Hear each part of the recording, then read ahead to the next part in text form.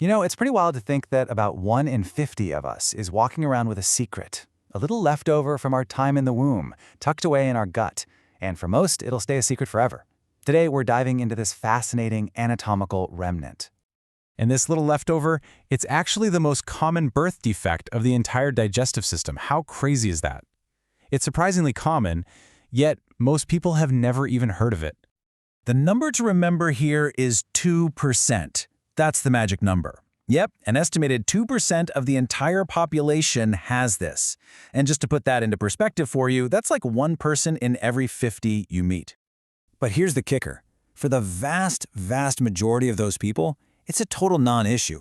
They'll live their whole lives and never even know it's there. So what are we talking about?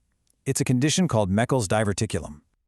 Okay, so let's get into it. What exactly is this thing that so many of us could be carrying around without a clue? Okay, so picture your small intestine. A Meckel's diverticulum is basically a little pouch, a small pocket, that pokes out from the wall. And it's what doctors call a true diverticulum. Now, what does that mean? It just means the wall of this little pouch is made of the exact same stuff, all the same layers as the intestine itself. It's a real, fully formed piece of the gut. Now, where this little pouch comes from is super interesting. We've got to go way, way back, all the way to when we were just tiny embryos in the womb. All right, so here's the deal. When we're developing, there's this little tube, the vitello-intestinal duct, that connects our brand new gut to the yolk sac, kind of like an early fuel line. As we grow, we don't need it anymore, so it's supposed to just vanish. But, well, sometimes it doesn't get the memo, and a tiny piece of it is left behind.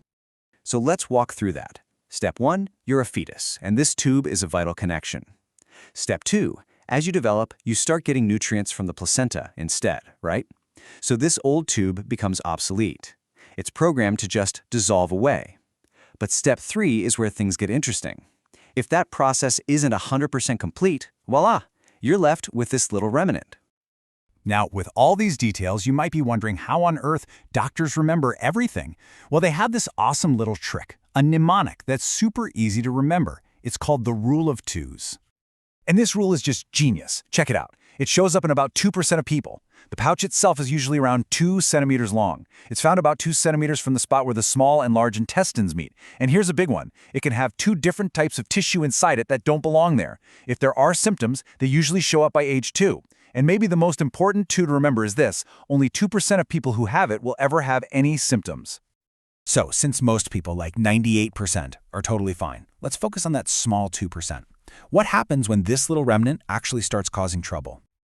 Okay, so here's where things get real. The issue usually isn't the pouch itself, it's the stuff that can grow inside it.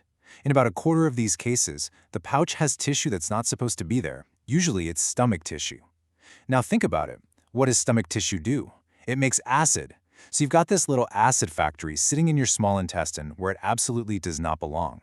And that acid can cause all sorts of problems. And this is why the symptoms can look totally different in kids versus adults. For little kids, the most common sign is painless, bright red bleeding. But in adults, after years of this thing just sitting there, the biggest risk is actually different. It can cause a blockage in the intestine, kind of like getting a knot in a garden hose. But wait, there's more. To make life extra tricky for doctors, this little pouch can also get inflamed. And when it does, it looks, sounds, and feels exactly like appendicitis. I mean, it's in almost the same spot. So you can imagine a surgeon going in for appendicitis and, surprise, the appendix is fine. But right next to it is this angry, inflamed Meckel's. And if that bursts, it's a huge deal. So given how sneaky this thing can be, how did doctors actually figure it out? And what do they do once they find it? Well, there's a really cool test called a Meckel scan. This is what they'll use if they suspect it's causing problems. They inject a special tracer that only gets absorbed by stomach tissue. So if there's a little patch of stomach tissue hiding in that pouch, it'll light up like a Christmas tree on the scan, and boom, you've got your diagnosis. But that brings up a really interesting debate in the medical world.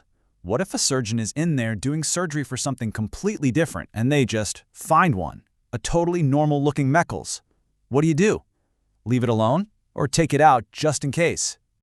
Well, there's no single right answer, but surgeons have a checklist. They look at a few things. Is it in a younger person? Is the pouch itself pretty long? Does it have a narrow neck that looks like it could get blocked? If the answer to any of those is yes, it's considered higher risk for causing trouble down the road. In that case, they'll probably just take it out right then and there. And really, this all comes back to the main point, right? That big takeaway from our rule of twos. Even though it's the most common birth defect in the gut, for 98% of the people who have it, it does absolutely nothing. No harm, no foul. And that's really what you need to remember.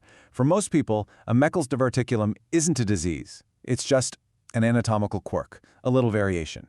It's like a quiet little souvenir from our time as an embryo, reminding us of how complex our journey here really was. I've heard it perfectly described as the most common congenital GI anomaly, yet a clinical curiosity in most. And that just hits the nail on the head.